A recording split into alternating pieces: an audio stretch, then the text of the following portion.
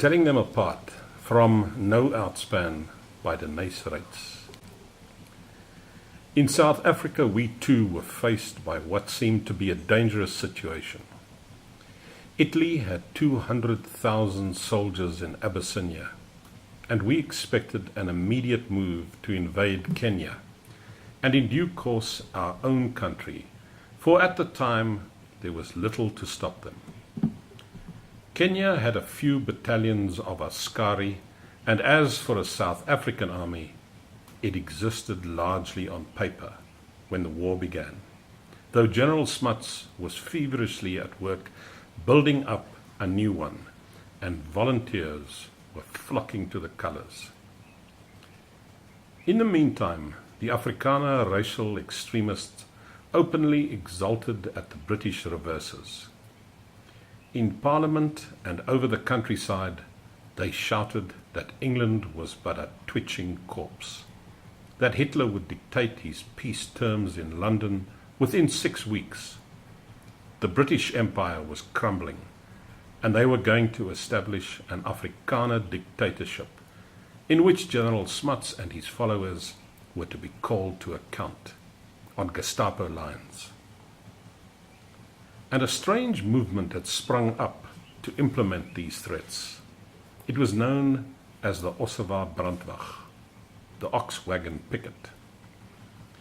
Its members, which were said to number 250,000, drilled secretly at night, and they indulged in bomb throwing, sabotage, and other subversive acts quite foreign to the normal character of our Afrikaans people. Their avowed intention was to prepare an organization modeled on the Nazi system, which would take control the moment word came that Great Britain was crushed. General Smuts and I, and most of our colleagues, took the view that, in the long run, our Afrikaans-speaking citizens were too level-headed to be permanently led astray by alien propaganda of this kind. From long experience, we felt that in a country like the Union, it would be a mistake to create cheap martyrs. So we gave the Ossewa Brandwag and our opponents plenty of rope. Their overdone racial fervour smacked to us of the juju and voodooism of Lagos and the Gold Coast. Not everyone on our side agreed with us, and there was a time when I could not show my face anywhere without some well-meaning but irate and jittery individual rushing at me to demand the shooting out of hand of every Ossewa Brandwag firebrand and the instant jailing of all opposition members of Parliament and political leaders. General Smuts told me he suffered from similar importunities, and that his invariable reply was, "Leave it to us, leave it to us. We know what we're doing. Please don't rock the boat." Time has amply justified us. Now, in 1943, the Ossewa Brandwag has practically fizzled out, and the various Republican groups that sprang up in the hope of an immediate German victory are at present so busy wrangling among themselves that we scarcely give them a thought.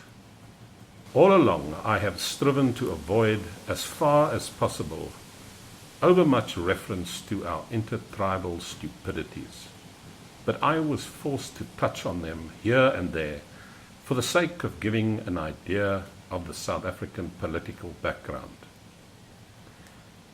I have only this final word on the subject. Our white population is under 3 million. Of these, roughly 55% are of Dutch descent, and 40 to 45% are of British extraction. Of the Dutch section, about half are standing aloof from our war effort. They hold that the war is in the interests of Great Britain alone, that it is none of our business, and that we had no right to drag them into the maelstrom. And yet, in an army of volunteers, something like 35% of our soldiers and 35% of our casualties in Abyssinia and Libya have been Afrikaners. And there is another list which it may be lacking in good taste and subtlety to call a casualty list.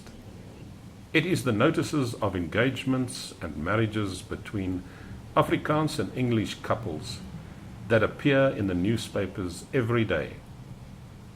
These show that they are intermingling and intermarrying all the time in rising tempo, and by 1960 or thereabouts, even the racial politicians will not be able to tell them apart. So much for local politics as I see them.